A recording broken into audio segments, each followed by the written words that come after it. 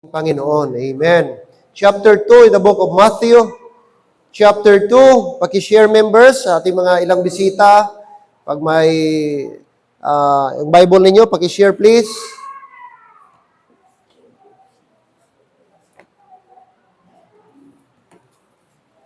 Para mabasa din nila yung ating binabasa, no? Okay, chapter 2. Chapter number 2, book of Matthew, chapter 2. Verse 1 and 2. Let's read verse 1 and 2. All right.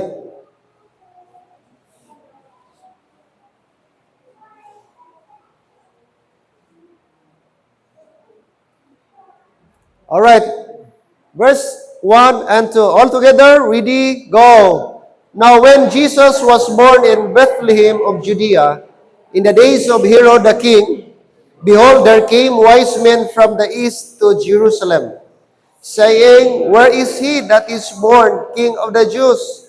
For we have seen his star in the east, and are come to worship him. Amen. Shall we pray? Our great, loving, and eternal God, Lord, we thank you. We praise your name this morning for another day, another gift of life that you have given to us. You grant us, Lord, na makagising muli and we can enjoy this day. And Lord, we realize that this day is not ours. It is your day. It is the Lord's day. And that therefore, Lord, dapat kaming magsimba sa inyo. Dapat namin kayong unahin. And salamat, Lord, in this last and final Sunday, makameditate, makastudy, makapakinig kami na iyong salita. And let it be, Lord, na ang iyong salita today would be a reminder sa aming lahat kung ano yung ginawa mo po sa amin. Lord, nagpadala po kayo ng Savior, the Lord Jesus Christ. Maraming salamat. And again, I pray na Lord, despite sa init, humid ng aming atmosphere, aming paligid, I hope and pray na may mga spiritual blessings kaming matanggap this morning through the preaching of your word. I pray na ang mga bisita namin during Sunday school ay naintindihan nila the most important thing in life, and that is, Lord, salvation. Na walang ibang Savior but the Lord Jesus Christ only. Wala kang pinadalang namatay, pinako sa cross, kundi si Kristo lamang. And that, Lord, ang aming gawin ay sumampalataya, manalig sa sufficiency at finished work ni Jesus Christ on the cross. Maraming salamat and be with us, Father. And please, Lord, help us na hindi kami ma-distract. Tulungan niyo kami, aming mga parents, ma-control namin ang ingay at ang aming mga anak, Panginoon. Upang kami po ay lubusan naming maintindihan ang iyong mga salita. Ito po ay aming hiling at dalangin, pagsamo sa inyo, in Jesus' name. Amen and amen. Thank you. And you may be seated. Wise the wise men called wise. By the way, mga kapatid, mali po yung akala ng iba na kings. Wala po kayong mababasa na 3 kings sa Bible. Yung mga tao na yun, di po yan nagbabasa ng Bible. Kasi the Bible never mention about kings. May 3 haring nagsidalaw at ang bawat isa, anong 3 hari? 3 hari bang binanggit sa Bible? Wise men. At wala ka rin makita doon na 3. Dimensyon ng Bible, walang 3. Maliwanag? Amen? Kaya magbasa tayo ng Bible para hindi tayo sunod-sunuran lang. Na kung ano yung tradition, ano yung narinig natin nung una, akala natin totoo na. Pero sa Bible, hindi pala. So, ang binanggit ng Bible, mga wise men, mga taong mapapantas, mga taong matalino. Tinawag po silang wise men. Verse number 1, Now when Jesus was born in Bethlehem of Judea in the days of Herod the king, behold, tingnan niyo po, there came wise men. Saan sila galing? From the east. From the east. Maybe possible Africa. Papunta ng Jerusalem. Kasi si Jesus Christ pinanganak sa Jerusalem. Sa Bethlehem, to be specific. Alright? And look at what happened. Verse 2, ano po yung kanilang purpose? Bakit sila pumunta? Naglakbay sila kahit malayo. Verse 2, tingnan niyo po. Saying, Where is he that is born King of the Jews? Saan po ba yung pinanganak na hari ng mga Hudyo? King of the Jews. For we have seen his star. Sapagkat nakita namin yung between in the east and are come to worship Him. Wow, napakaganda yung phrase, and are come to worship Him. Now, this morning, allow me mga kapatid, 4 things why tinawag po silang wise men. Anong dahilan kaya? Bakit tinawag silang wise men? Mga taong wise. No? Di ba kayo nagtaka, bakit wise? Ano kaya sila? Mga scientist? Bakit tinawag silang wise? I believe mga kapatid, hindi siguro sila scientist, but meron pong reason, biblical reason, bakit i-consider silang mga wise. And you know what? Maging wise ka rin, katulad dito mga taong ito, kung gagawin natin ito. Amen? Number one mga kapatid, why these wise men, they were called wise? Number 1, because of their priority. Because of their priority. Now take note, hindi natin alam gaano kalayo yung kanilang gitravel. Ang Bible silent, but sabi ng Bible, they came from the east to Jerusalem. Like I said, maybe Africa sila galing. Kung i-convert mo yan, ilang thousand of kilometers, thousand of miles ang layo, at ilan kaya yung weeks na gitravel nila, mga kapatid. At sabi ng Bible, hindi ito yung first time nila, hindi ito yung second time. This is the first time na pupunta sila sa Jerusalem. At ang kanilang purpose, hahanapin nila si Jesus Christ. At alam, sino nakatravel dito ng first time? Di ba, pag nangangapa ka, pag first time, nahihirapan ka sa location, hindi ka pa kabisado sa daan, hindi mo kabisado yung sasakyan mo, saan ka mag-drop off, saan ka sasakay uli. Ito first time. At ang medyo mahirap, kasi mga kapatid, desert po yung dinaanan nila. Are you listening? Ngayon, mga kapatid, sa panahon natin, napakadali na lang. Kahit first time ka, meron ka lang GPS, tapos sa cellphone mo, meron ka navigation apps, mag-download ka lang ng apps, ngayon tuturuan ka. Turn right, 100 meters. Turn left, 50 meters, turn left. O, pag nagdating ka na, you arrive now in your destination. At napakadali na lang ngayon. Si Pastor Noel at ang family niya, galing Timoli, umuwi ng Negros Occidental sa Murcia, malapit sa Bacolod, mga kapatid, nagmotor lang. Siya, anak niya, at ang misis niya, first time nila nagmotor. Galing Tupi, tapos Cotabato City, Malabang, tapos Lanao del Sur, Zamboanga del Sur, Dipolog, Dapitan. Pagdating Dapitan, sakay ng barko, Dumaguete, travel na naman, 6 hours papunta sa kanilang lugar. Anong ginamit? Navigation app. First time. Napakalayo, 2 days na travel, motor lang. Pero I believe, ang wise men, sobra pa. Ang kanilang guide, kapatid, star. Hello, ang kanilang navigation app, star. Ang kanilang GPS, star. Kung saan ang star tutungo, doon din sila. Kung saan nag-stop ang star, doon din sila. Pag nag-umpisa naman, ang nag-move naman ang star, pupunta naman sila. That's why, nung nag-stop ang star sa Jerusalem, nagtanong sila, saan yung King of the Jews? Kasi nakita namin ang star. Hindi biro ang kanilang gitravel. Maybe weeks, tapos dusty, rocky. Mga kapatid, at tapos kung meron tayong pirata sa dagat, noong unang panahon, meron din tinatawag mga desert pirate, na tambangan ka kapatid, kunin yung gamit mo, pwede ka nilang patayin. Dangerous ang life nila. But you know what? Bakit nila ginawa? Because their priority is to see the Savior. Their priority is to worship Jesus Christ. Mga kapatid, makinig ka. Kung mahal mo ang Diyos, walang makakahadlang sa iyo. Kung priority mo ang Panginoong Diyos, mga kapatid, kahit wala kang ulam, wala kang pira, wala kang trabaho, kahit busy ka, hindi paglaba ang dahilan, pag priority mo ang Panginoon. And salamat mga bisita, isa ka sa mga tao na priority mo ang Panginoong Diyos.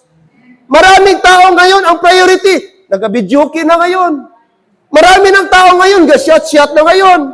Maraming tao ngayon, mga kapatid, busy na suba-suba. Busy na luto para mamayang gabi. But salamat sa atin mga Christian, ang ating priority, Panginoon. At ang tao na priority ang Panginoon, they were called wise. And praise the Lord, wise ka ngayon. Kasi inuna mo ang Panginoon. And don't you know, there is a blessing pag inuna mo si Lord. Dapat sa trabaho natin, pag Sunday dapat si Lord. Nakaprogram dapat, kahit di ka nabisitahan, Brad, simba tayo bukas. Kahit di ka na-invite, Brad, bukas, magsimba tayo. Kung priority mo si Lord, Hindi ka na dapat i-remind na Christian. Kasi alam mo, mahal mo ang Diyos.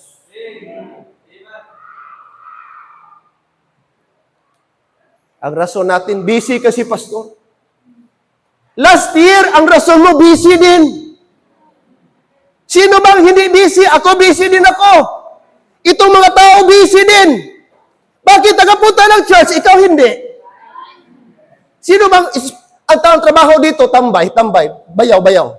Pakitaas daw. Don't you know yung tambay, busy din yan?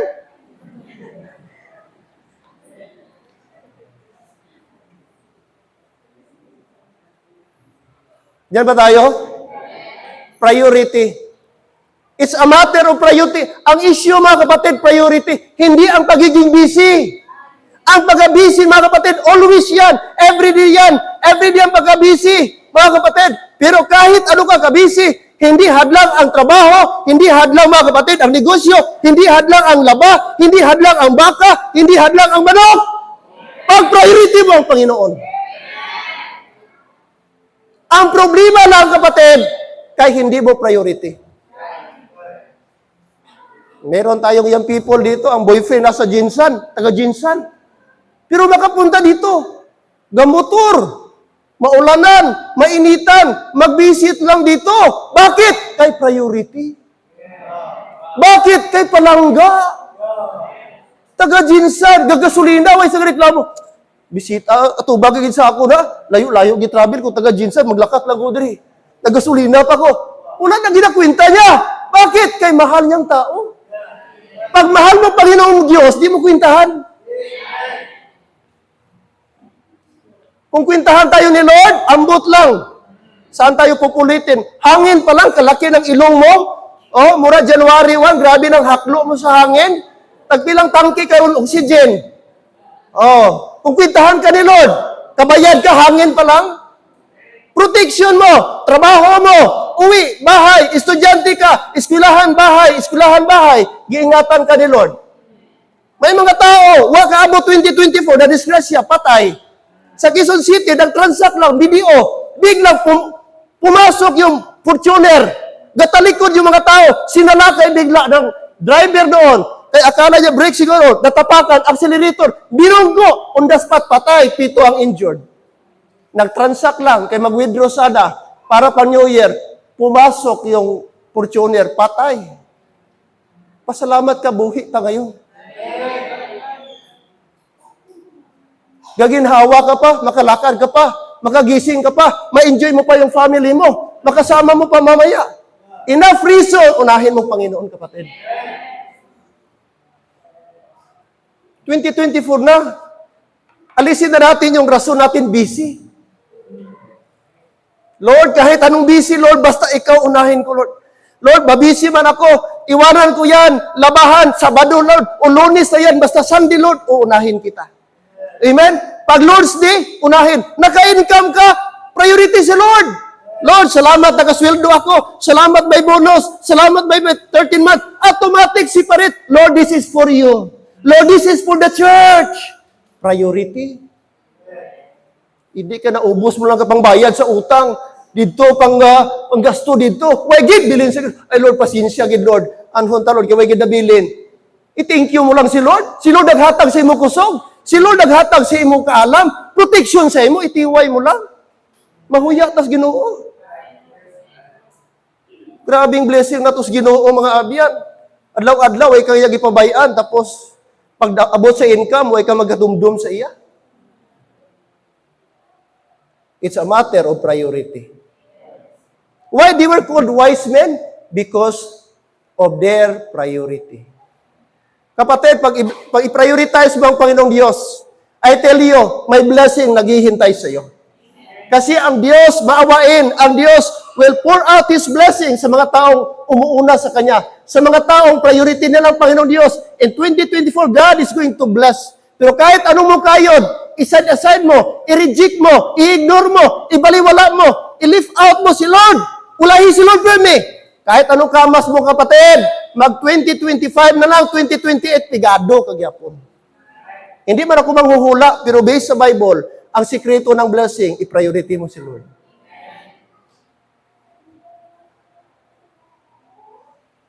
Migo pa ta? They were called wise because they prioritized the Lord.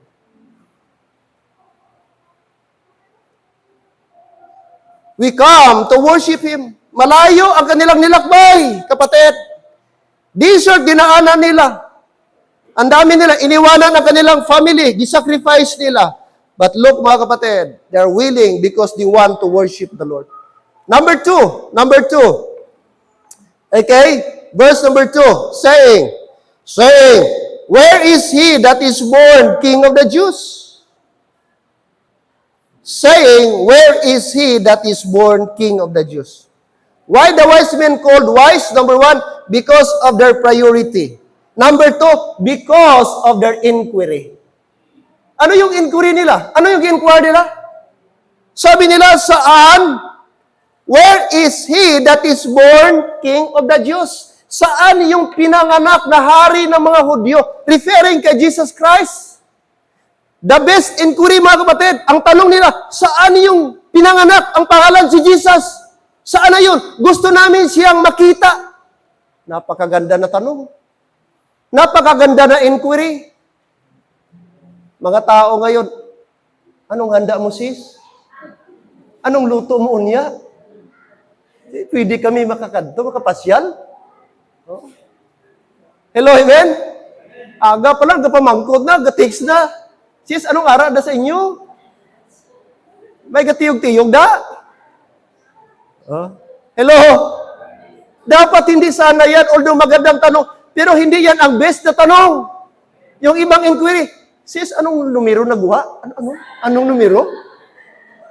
Hello? Oh, naka-jackpot ka man, ano ka? Ang aton sweet trees na, nakakuan man. Sayang pa to, yadi pa to makapanghingagaw, takaroon 31, oh.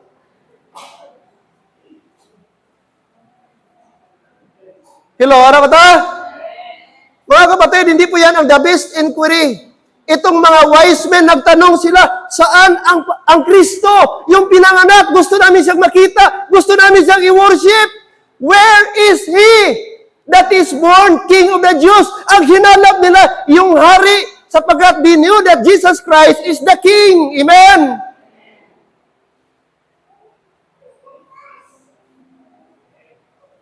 Where is He? It was a godly inquiry. It was a serious inquiry. It was an honest inquiry. And above all, it was the best inquiry. Alam niyo, magandang tanong, mga bisita namin, paano ba tayo maligtas? Yun ang the greatest question. Ako, tinanong ko rin yan nung una. Akala ko, ligtas ako. Praise the Lord, lumaki akong Baptist, kapatid. Fundamental Baptist. Didala kami ng tatay namin. Pero na-realize ko na hindi ang pagsigisimba. It doesn't mean lumaki kang Baptist, ligtas ka na. Hindi pala yun, mga kapatid. At maraming wrong notion, mga kapatid. Kasi ang pagiging Baptist, it is putting your trust, your salvation, it is putting the Lord Jesus Christ, your trust and confidence to the finished work of Jesus Christ on the cross. Kahit pinanganak ang Baptist, tatay mo Baptist, nanay mo Baptist, pastor, mga kapatid mo, no, it won't help you to become a Christian. And lalo na, it won't help you to become saved. Kasi ang salvation, kapatid, experience yan. Hindi yan training, mga kapatid. Kaya mga bisita, I hope and pray. Brad, no, I hope and pray na tayo po ay nakaintindi po ng kaligtasan. Inquire, huwag kang mahiya. Minsan, ang religious pride natin, ay, matagal na akong gasimba, matagal na ako, tapos tatanungin mo ako, save ka na ba? Matagal na akong save. Minsan, ang pride natin. But in reality, pag tinanong tayo, are you 100% sure when you die? Kung mamatay ka, 100% ba? Siguro, pastor, 90 lang. Hindi pa rin save yan, kapatid. Dapat bisita ngayong gabi, ngayong hapon, ngayong umaga, siguraduhin mo. Before ka sasakay ng bus, dapat siguraduhin mong ruta. That's why the Bible says, B-I-B-L-E, be informed before life ends. Be informed and thank the Lord. The Bible is our guide. The Bible tells the truth that there is one way to go to heaven, and that is the Lord Jesus Christ. By trusting His finished work, the gospel, death, burial, and resurrection. My friend, bago ka magtanong sa iba, yung itanong mo sarili mo pag namatay. Ronaldo Valdez, bago lang namatay. Amen? Sikat na artista, mayaman, may pera. Kilala mga kapatid, pero nag-suicide. And I believe mga kapatid, yung kanyang depression, yung pag-suicide pa lang, that is a proof na wala siyang hope. That is a proof na wala siyang eternal life. That is a proof, mga kapatid, na wala po siyang assurance. Kaya bisita, praise God, dito ka ngayon. Ang pagsimba mo ngayon, di makaligtas. Mga kapatid, ang pag-attend mo ngayon, di makasave. Pero ang pag-trust mo kay Jesus Christ sa cross, yun ang makasave sa iyo. Wala kaming mga estatwa dito, mga saint o mga estatwa. Wala. Kasi si Jesus Christ hindi po nananahan sa mga estatwa, mga rebulto. Hindi. Kasi ang totoong Savior, nasa langit. At pwede kang iligtas ngayon, kahit di mo siya nakita. Kasi pagtitiwala, kapatid, ang makapagliligtas. Amen! It was an inquiry. Why this wise men called wise? Not only because of their priority, but also because of their inquiry. Amen! Amen. Praise the Lord. Alright, mga kapatid. Next thing, mga kapatid. Hindi po ako magtatagal. Andiyan pa tayo? Amen. Amen. Look at verse number. Alright. See. Let's go back to chapter number 2. Look at chapter number 2, mga kapatid.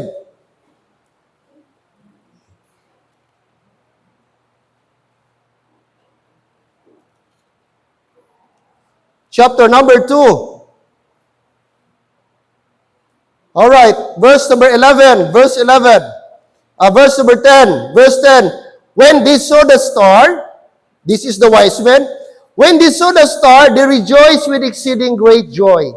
So yung nag-stop na yung star, doon mga kapatid, sa isang lugar, so nalocate na nila ang location ng ating Panginoong Hesus. And look at verse 11. And when they were come into the house, now take note, si Jesus Christ, wala na po sa manger this time, nasa house na po. And when they were come into the house, they saw the young child, that is Jesus Christ. They saw the young child with Mary, his mother, and fell down. Pagkakita nila, itong mga wise men, nung nakita nila si Jesus Christ at si Mary, they fell down and worship Him. Take note, ang i-worship nila, hindi si Mary, kay Him. Hello? Hindi her. Kasi pag her, si Mary ang i-worship nila.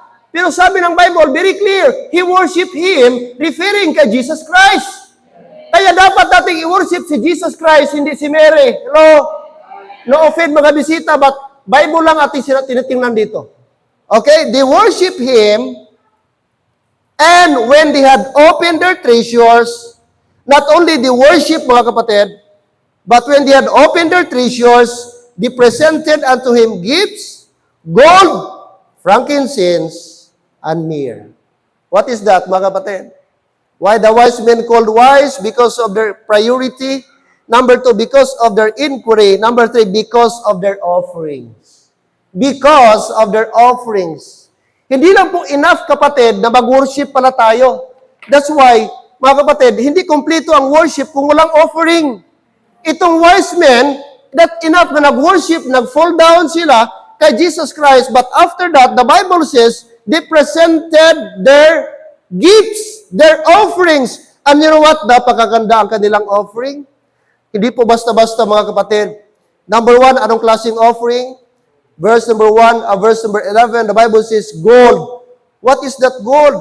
That's about, mga kapatid, the kingship of our Lord Jesus Christ. His majesty, His lordship, His supremacy. Pag sinabing gold, talagang special. Pag sinabing gold, mataas ang value. Hindi basta-basta ang kanilang offering. Hello, amen? Ginto, kapatid. Ginto. And royal is about the kingship of Jesus Christ. About His lordship. That tayo po ay member ng royal family. About royalty. Kasi ang gold, binibigay lang yan sa mga royal people. Ano pa? Sabi ng Bible, verse 11, not only gold speaks about the kingship of Lord Jesus Christ. Number 2 is frankincense. Alam niyo itong frankincense? Ito, ginagamit ito, mga kapatid, na pang ng pare. Parang sa atin ngayon, insenso ba? Parang powder, sinisindihan, tapos, pag maganon, yon. Kasi sa Old Testament practice, pag magsimba sila, ang pare, meron talagang ginagamit. At yun po is aromatic. Hindi katulad ngayon na talagang napaka masangsang, masakit sa ano, Brad. Pero noong unang panahon, hindi po ganon. So, gi-offer nila. Anong ibig sabihin ng frankincense? Sumisimbolo yan sa pagiging pari ni Jesus Christ. Take note, hindi lang siya pari. Ang gold, sumisimbolo sa kanyang pagiging hari. Ang frankincense, sumisimbolo sa kanyang pagiging pari. And Jesus Christ is our high priest. Amen? High priest. Kaya sabi ng Bible, we are members of the priesthood. And Jesus Christ is our chief priest. Okay? So, frankincense. Alright. And then, of course, last mga kapatid, sabi po ng Bible, ano? Myrrh. Hindi ko nakita personally ang myrrh, pero sa mga Middle East country at Mediterranean country, mga kapatid, ang myrrh, ginagamit ito sa pang-imbalsamo. Myrrh. Ingredient ito pag iimbam ang tao. Kasi uso sa kanila, mummify. I-mummify yung tao. So, tatanggalin nila yung iba dyan, tapos lalagyan nila pag namatay yung tao, practice nila, lalagyan nila ng myrrh. Lalagyan nila ng myrrh. At itong myrrh na ito, kapatid, sumisimbolo ito sa resurrection ng ating Panginoong Diyos. Sa kanyang kamatayan someday. Amen? About His death. So meaning, itong mga priest na ito, alam nila kung ano ang gospel. Gold, frankincense, at myrrh that symbolizes the gospel of our Lord Jesus Christ about His coming death. Amen? Praise the Lord, mga kapatid. Yung kanilang offering, napaka-espesyal. And take note, hindi po sila nag-exchange gift. Kasi minsan may mga tao na ang concept, Pastor, doon po nag-originate yung exchange gift. No! Wala pong record ng exchange gift. Sila lang po nag-offer. Walang binigay si Jesus Christ sa kanila. Pero tingnan niyo po mga kapatid, yung sincerity nila. Alright? Ang kanilang pag-offer. Imagine mo, nag-travel sila ng malayo, nag-worship sila, pero nagbigay pala sila ng something para sa Panginoong Diyos. When in fact, mga kapatid, are you listening?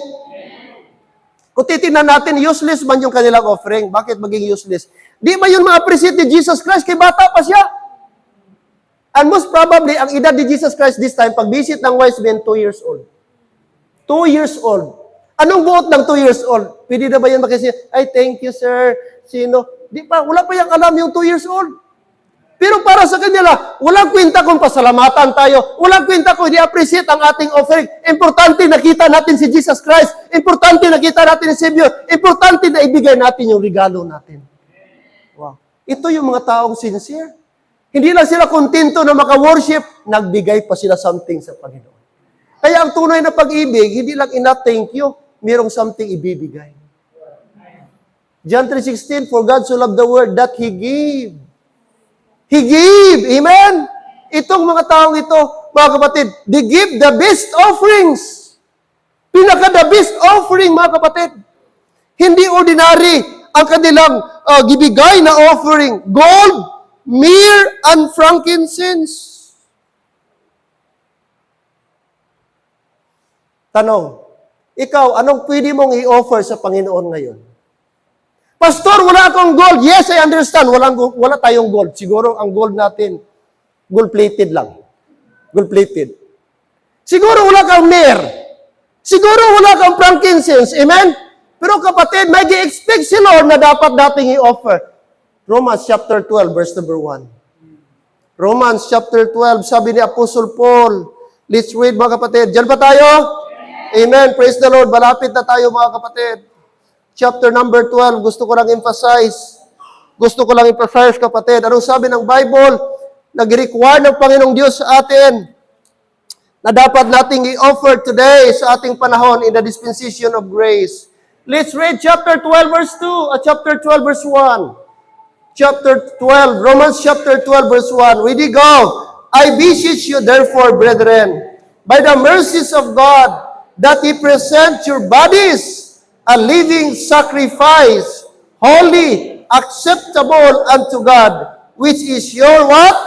Reasonable service, kapatid. Hindi po wallet ang gi-require ni Lord. Hindi po pera ang una ang gi-require. Ang gi-require una sa iyo at sa akin is our bodies. Ang iyong katawan. Tanong, meron ba tayong bodies lahat ngayon? Hindi siguro lahat may pera. Hindi siguro lahat ngayon may gold. Hindi siguro lahat ngayon may myrrh, may frankincense. But I believe may katawan ka.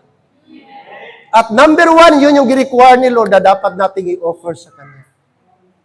Sana every Sunday itong, Lord, wala man akong pera, but Lord, I believe the greatest offering na ma-offer ko sa iyo today is my body.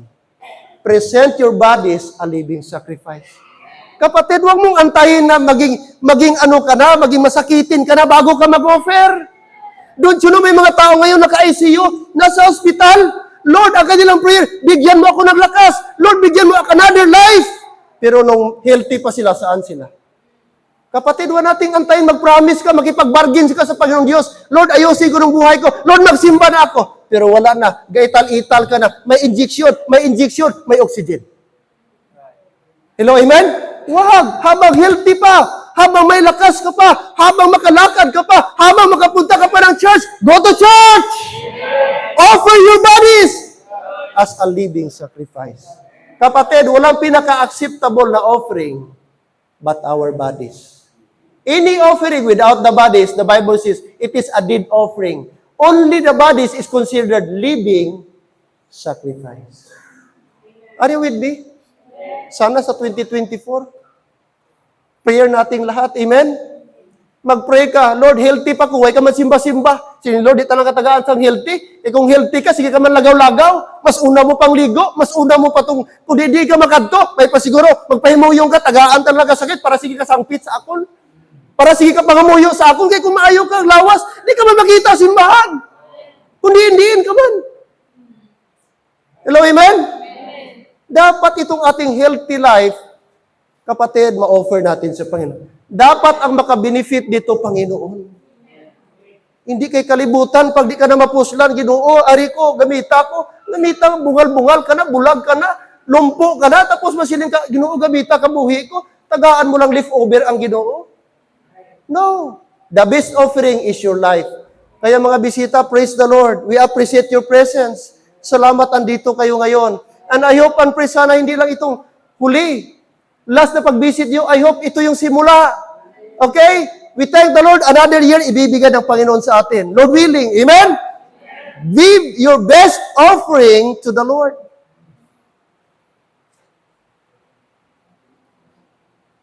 Pag magsimba tayo, nasa loob ng simbahan, dapat seryoso tayo, kapatid. Bigay natin, pag during kantahan, awitan, bigay natin yung best natin. Pag magsimba ka, bigay mo yung best mo rin sa Panginoon. Sapagkat best ang binigay ng Panginoon sa ating buhay. Hello? Amen. Present your bodies a living sacrifice, holy, acceptable unto God. Praise the Lord, mga kapatid. At ang tawag po doon, mga kapatid, mga wise na tao. Okay? Why the wise men, they were called wise? Number one, because of their priority. Number two, because of their inquiry. Third, because of their offerings. And fourth and last, mga kapatid, because of their obedience. Because of their obedience. Look at verse 7 and 8. Meron pong instruction dito. Look at verse 7 and 8. Tingnan niyo po, mga kapatid. Dumating na po sila sa Bethlehem at sinalubong po sila ni King Herod. Okay. So pagdating po, nung nakita po sila ni Herod, at nag-usap po sila. Then Herod, when he had privately called the wise men. So dito po, tinanong po sila, verse number 3, when Herod the king had heard these things, so narinig niya ng mga wise men, na dumating po sa Bethlehem para po hanapin si Jesus Christ, pinatawag niya itong mga wise men. Tawagin niyo nga yung wise men na yon. Gusto ko silang makausap. Kasi na-trouble siya, na-bother siya. So nag-usap sila, when Herod the king had heard these things, he was troubled, and all Jerusalem with him. And when he had gathered all the chief priests and scribes of the people together, he demanded of them where Christ should be born. Kasi ang tanong dito, mga kapatid, ng mga wise men, saying, verse 2, where is he that born King of the Jews? Saan yung hari ng mga Hudyo? Nung narinig ni Herod, na-trouble siya. Bakit? Meron pa bang ibang hari? Bakit naghahanap ng ibang hari? Ako lang ang hari. Bakit may ibang hari? Sa hindi maganda ito. Sabi niya, sino ba yung hari na yan, na magiging hari na hinahanap nila? Kaya pinatawag, interrogate nila yung mga wise men. At sabi nila, mga kapatid, look at verse number 8 And verse number 8, sabi po ng Bible. Okay, verse 8. Okay, verse number 7. Then Herod, when he had privately called the wise men, inquired of them diligently what time the star appeared. Anong oras ba rin yung nakita yung star? Verse 8, and he sent them to Bethlehem and said, Go and search diligently for the young child. And when ye have found him, bring me word again, that I may come and worship him also.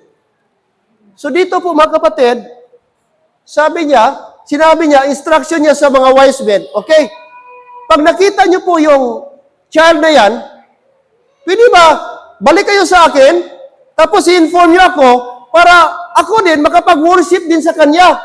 Pero ang totoo niyon, gusto niyang patayin si Jesus Christ. Nakuha niyo? Ang kanyang intention patayin niya si Jesus Christ kasi para sa kanya, yung si Jesus Christ is threat. Para sa kanya, magiging karibal niya yun sa pagiging king. King Herod. And you know what happened, mga kapatid? Okay? Look what happened. So, nagdrama-drama si King Herod. Na-inform niyo ako, para pag alam ko na, dalokit na ninyo, pupunta ako at mag-worship din ako katulad sa inyo. Pero iba ang kanyang pakay, iba ang kanyang intensyon.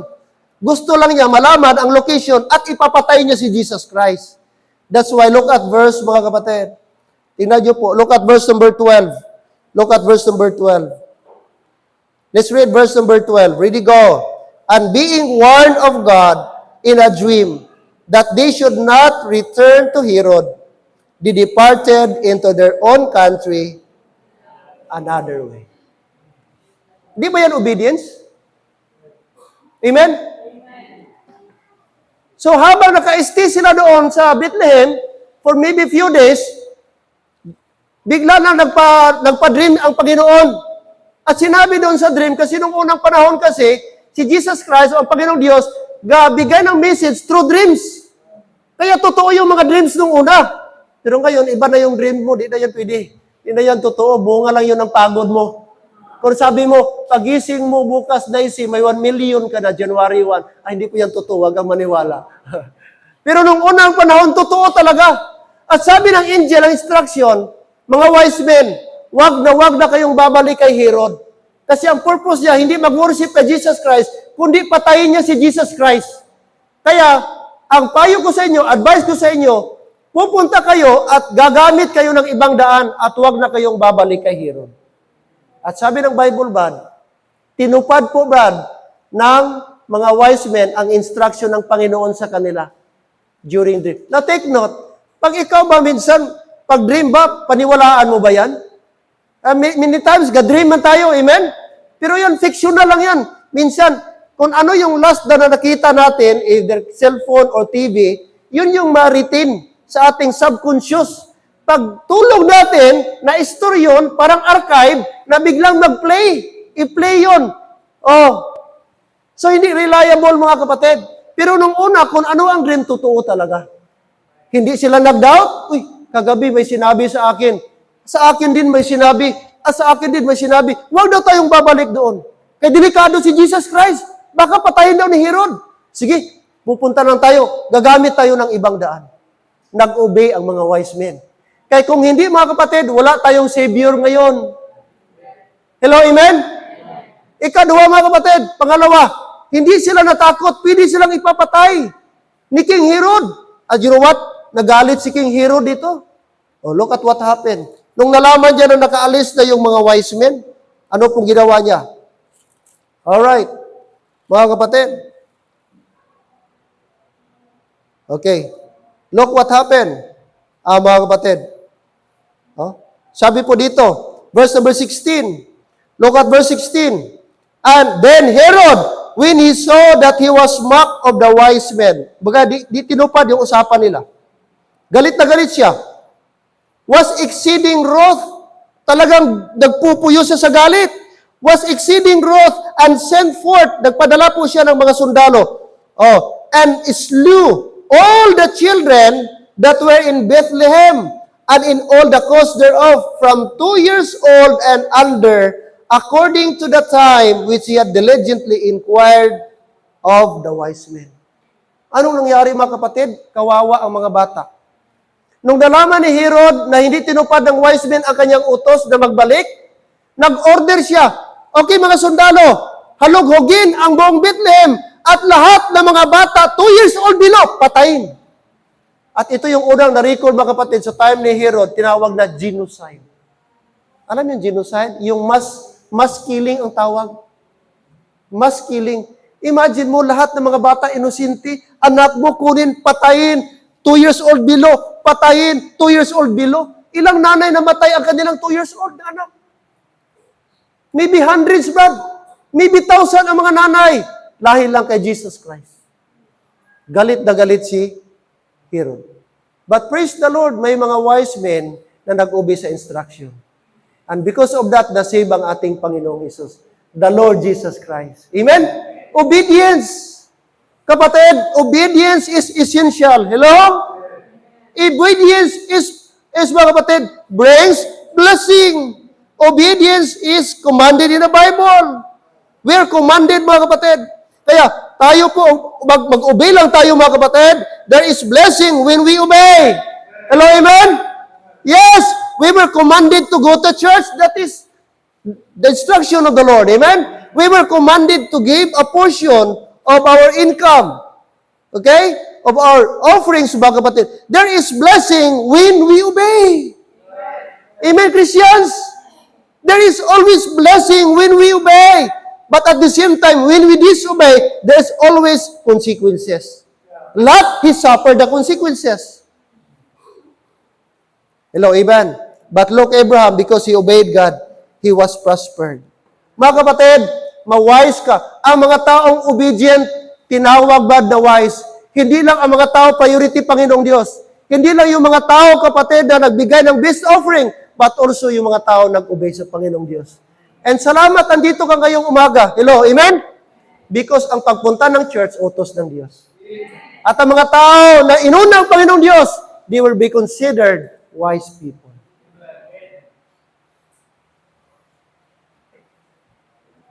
Isa pang mali, mga kapatid. Ano daw pangalan sa mga three kings? Melchor, Baltasar, and Gaspar. Yung lagyan pa nila ng pangalan. Nakarinig kayo? Mga three kings daw, Melchor, Baltasar, and Gaspar. Wala yan sa Bible. Saan kinuha yan ng mga pangalan na yan? Wala. They were nameless. Hindi nakalista pangalan. Only wise men. But you know what, mga kapatid? I believe they are now in heaven. At nag-enjoy ngayon sa blessing ng Panginoong Diyos. Na-enjoy nilang heaven because one day, they believe that there is Savior, the Lord Jesus Christ. Kahit baby pa si Jesus Christ, they believe ito yung promise ng Panginoong Diyos. Maybe nakarinig sila ng prophecy sa Old Testament that time will come unto us a child is born and his name shall be called Wonderful, Counselor, the Almighty God, the Prince of Peace. Siguro narinig nila yun. That's why they believe that it was the Lord Jesus Christ na prophecy ni Prophet Isaiah. That's why kahit baby kapatid, naniniwala sila na ito yung Messiah. That's He, the Savior of the mankind and the King of the Jews. Kapatid, like the wise men, there is blessing when we obey the Lord. Amen? Just obey. Simple instruction ng Panginoong Diyos, inutusan tayo, unahin ng Panginoong Diyos, just obey. Amen? We are commanded to pray, just obey. We are commanded, mga kapatid, to read your Bible, just obey. Because in obedience in the Bible, there is blessing. There is blessing. Kahit ubuson mo mga bilog-bilog na prutas, makinig ka kapatid, kung ang Bible hindi mo sundin, walang blessing. Wala nakasalalay sa pungsoy, wala nakasalalay sa 13 kind of fruits, wala nakasalalay sa kulay ng damit mo kapatid, hindi nakasalalay kung saan ba yung door ng bahay mo, east ba, west ba, hindi po. Ang blessing nandito. Just obey what the Bible says. I'm sure, mga kapatid, 2024, hindi imposible ang blessing. Kasi ang blessing nasa pagsunod ng Panginoon. Amen! Praise the Lord! At mga kapatid, you know what? They were called wise men. Kapatid, not only wise men ang makonsider na wise ngayong umaga. You will be also considered wise. Number one, if your priority is the Lord. Number two, if you have the best inquiry about the Lord. If you have the best offering, your bodies to the Lord, and when you obey the Lord, you will be considered wise. Amen? Hindi mo na kailangan maging scientist para ma-wise ka. No, just simple. Just obey the Bible principle and you will be wise. Amen? Every head bow, every eye closed. Pikit ang mata, mga kapatid. Yuko natin ating ulo. Tayo po'y madalangin. Amang Diyos, mapagpala, maraming salamat. Na Lord, sa huling linggo po ng 2023, andito po kami. Salamat po sa inyong banal na salita na napag-aralan po namin. Salamat po sa buhay ng mga wise men na bagamat, Panginoong Diyos, wala silang specific na name. Ito lang yung nakarecord sa Bible. Very limited lang, Lord, ang account. But thank you sa kanilang napakagandang ginawa sa aming Panginoon. Salamat sa kanilang example about priority. At Panginoon, tulungan niyo po kami na sana po sa 2024, maging priority namin kayo. Hindi aming trabaho, hindi hanap buhay, hindi ang laging mag-iisip ng income, kundi Panginoon, unahin lang namin kayo. Walang ibang sikrito, kami uunlad, kami giginhawa, kami ay pagpapalain, kundi uunahin lamang namin kayo. Kayo, Lord, turuan niyo po aming mga puso. May mga members, may mga Christian ngayon na wala ngayon sapagkat di nila priority ang Panginoon. But salamat, Lord, na ngayong umaga may mga kapatiran po kami. Sa aming mga mahal na bisita, sana, Panginoong Diyos, ang mensaheng ito ay nakapagbigay linaw sa kanilang mga isipan. Na napakaganda, napaka-blessing kapag kainuna namin ang Panginoon. And Lord, I pray, na tulungan niyo rin po kami na sa lahat ng mga bagay, sundin namin kayo. Huwag namin i-question ang salita ng Panginoong Diyos. Inutusan niyo kami magbasa ng Bible. Inutusan niyo kami manalangin. Inutusan niyo kami na mag-invite ng mga tao. Inutusan niyo kami, Panginoon. We were commanded to witness, to share the gospel. O Lord, help us na sana po in this area, maging obedient po kami. And Lord, is coming 2024. Ano bang failures namin na hindi kami nakakomply? Hindi kami naka-obey, patawad, Panginoon. But salamat po, there's another chance in 2024 na ang aming mga mali, pwede naming itama, Panginoon. Sana po, every Wednesday per meeting, maka-attend kami. Every Sunday afternoon, makabalik kami, Panginoon. At sa lahat naming mga income, huwag namin kakaligtaan na dapat may portion ng Panginoon. I-honor namin kayo. Thank you, Lord. Ang bait niyo sa amin, Panginoon, ang dami naming failure, ang dami naming nagawa na hindi kaaya-aya sa inyong harapan. And yet, ang iyong biyaya, ang iyong mercy, your grace at pagmamahal ay napakasagana po, Panginoon. Kaya this morning, Lord God, help us.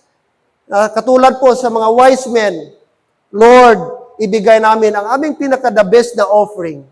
Ang aming katawan, ang aming lakas, aming talento, ang aming knowledge, ang aming potential, Panginoon. Yun ang i-offer namin para sa inyo. And Lord, ito po'y kalugod-lugod na bagay sa inyo pong harapan. I request everybody to please stand. Kapatid, minamahal, members, narinig natin ang mensahe ngayong umaga po. Tayo po ay niremind ng mensahe about priority. Niremind tayo about offering na i-offer natin ang ating katawan sa Panginoon. Niremind tayo about obedience. I know, lahat tayo may mga moment na nakadisobey tayo sa Panginoong Diyos. May mga moment hindi natin na priority ang Panginoon. But praise the Lord, ang Panginoong Diyos natin ay mapagpatawad. Pwede tayong lumapit sa altar ngayong umaga, kapatid, at tayo humingi ng tawad sa Panginoong Diyos. At tayo po'y manalangin na sana sa darating na taong 2024, ma-prioritize natin ang Panginoong Diyos. Amen? I believe lahat tayo may mga failures. I believe lahat tayo may mga pagkukulang sa Panginoong Diyos. But mga kapatid, pwede nating maitama ngayong umaga. Why not come to the altar and pray to God, Lord, sorry po, minsan ang Sunday, Lord, nagagamit ko. Minsan ang Sunday naging dahilan ko. But salamat po na hindi ko po pwedeng forever idahilan ang aking kabisi. Panginoon, tulungan niyo ako. Na sana sa darating na taon, ikaw na aking ma-priority. Hindi ang aking trabaho, hindi aking pamilya, hindi ang aking apo, hindi aking anak, hindi ang aking hanap buhay. Sapagkat alam ko, Panginoon, na ang sikrito lang ng blessing, uunahin namin kayo. Amen? Come. Pwede bang ilapit mo, kapatid, ang iyong sarili sa Panginoon? Why not come? It's opportunity na sa huling Sunday po, mga kapatid, ay ating mailapit at mahinga ng tawad ang ating mga pagkukulang sa Panginoon. And why not pray to God and make a promise to God? Amen.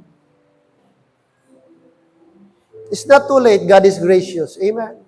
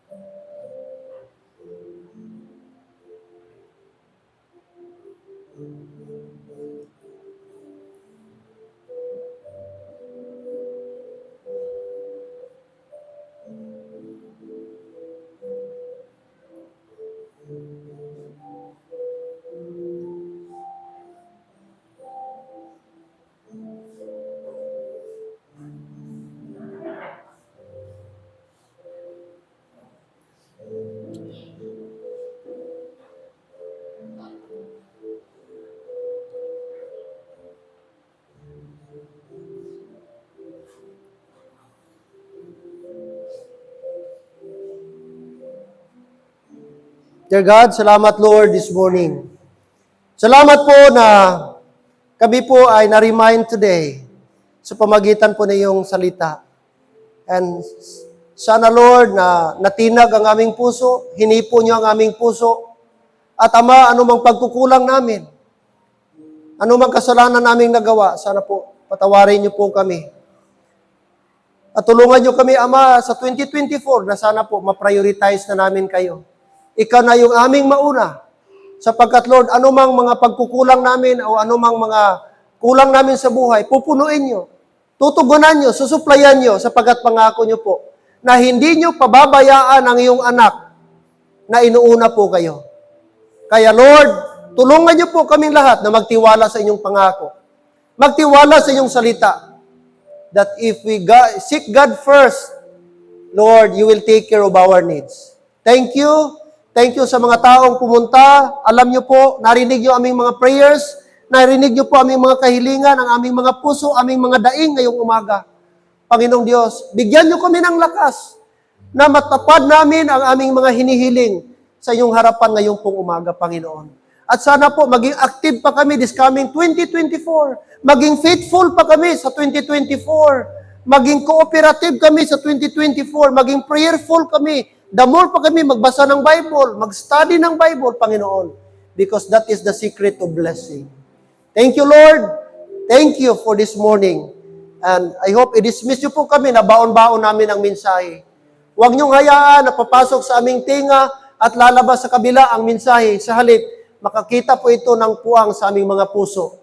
At always i-remind nyo kami, always, Lord, about sa mensaheng ito, about priority. Maraming salamat. We love you, Lord. We thank you for what you have done to us.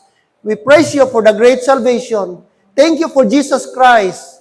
Thank you, Lord, for the eternal life. Thank you, Lord, for the promise of heaven. Lord, na one day aming titirhan.